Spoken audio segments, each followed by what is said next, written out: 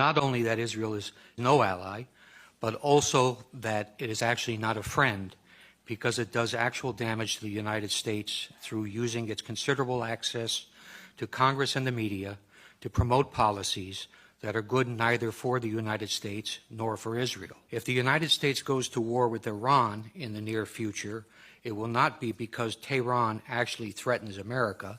It will be because Israel and its powerful lobby in the U.S. have succeeded in creating an essentially false casus belli to mandate such action.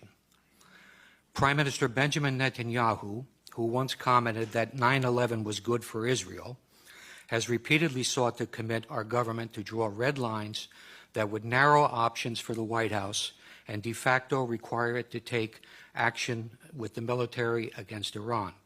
Congress is meanwhile advancing legislation that would commit the United States to intervene militarily in support of a unilateral Israeli attack, meaning that Israel could easily be empowered to make the decision on whether or not the U.S. goes to war. Israel interferes in American elections. It has corrupted our Congress. Its head of government publicly rebukes our own head of state, and its intelligence officers actually provide alarmist and inaccurate private briefings for American senators on Capitol Hill.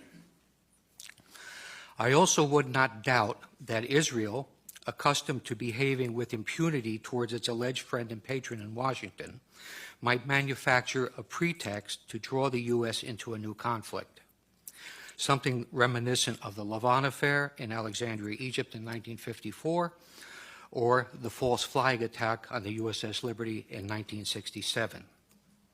In short, Israel has no reluctance to use its enormous political and media clout in the U.S. to pressure successive administrations to conform to its own foreign and security policy views. Grant Smith has described how Friends of Israel stole enriched uranium from a Pennsylvania refinery to create a nuclear arsenal.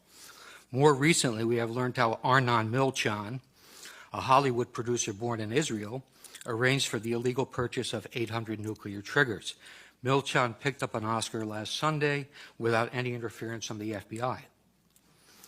Israel, which relies on Washington for billions of dollars in aid and also for political cover in international fora like the UN, does not spy discreetly, largely because it knows that few in Washington will seek to hold it to account. Israel, where government and business work hand in hand, has obtained significant advantage by systematically stealing American technology with both military and civilian applications. The U.S. developed technology is then reverse engineered and used by the Israelis to support their own exports. Israel has sold advanced weapon systems to China that are believed to incorporate technology developed by American companies, including the Python 3 air-to-air missile and the Delilah cruise missile. There is evidence that Israel has also stolen Patriot missile avionics to incorporate into its own Arrow system, and that it used U.S. technology obtained in its Lavi fighter development program to help the Chinese develop their own J-10. Israel always features prominently in the annual FBI report called Foreign Economic and Industrial Collection. The 2005 report states, Israel has an active program to gather proprietary information within the United States. These collection activities are primarily directed at obtaining information on military systems and advanced computing applications that can be used in Israel's sizable armaments industry. It adds that Israel recruits spies, uses electronic methods, and carries out computer intrusion to gain the information.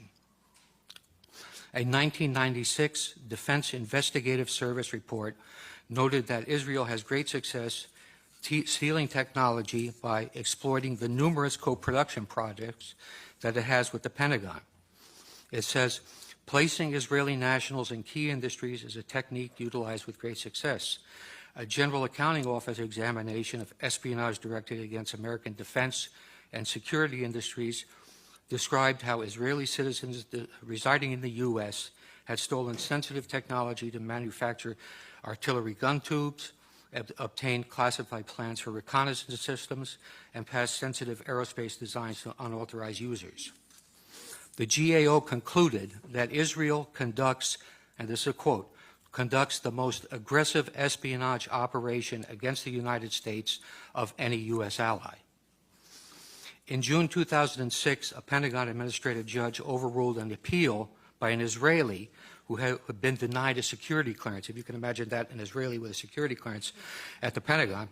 But anyway, they overruled him when he appealed it. They said the Israeli government is actively engaged in military and industrial espionage in the United States. An Israeli citizen working in the U.S. who has access to proprietary information is likely to be a target of such espionage.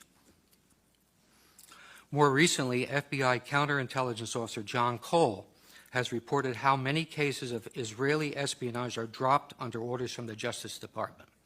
He provides a conservative estimate of 125 viable investigations into Israeli espionage involving both American citizens and Israelis that were stopped due to political pressure.